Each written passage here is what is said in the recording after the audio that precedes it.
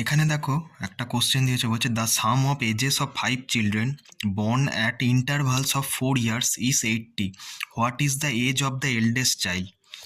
দেখো এরম ধরনের কোশ্চেন যখনই দেবে সবসময় অপশান টেস্ট করে করবে। ধরো আমি ধরে নিচ্ছি অপশান ডিটা যদি আমি ধরি, অপশান ডিটা যদি ধরে নিই, যদি এই 24 যদি এটা এল্ডেস্ট চাইল্ডের এজ হয়, ধরো এটা আমি 24 ধরে নিলাম।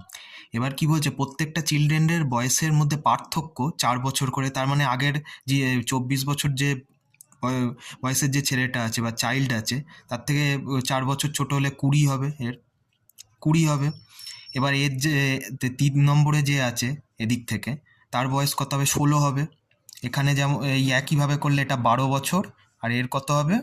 8 বছর।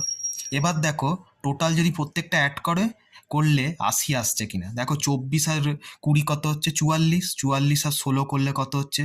60। 60 10 70, 72, আর 8 যোগ করলে 80। তার মানে দেখো প্রত্যেকের এজ যদি আমি যোগ করি, তাহলে দেখো 80 বছর এলো। তার মানে আমার স্যাটিসফাই হচ্ছে অপশান।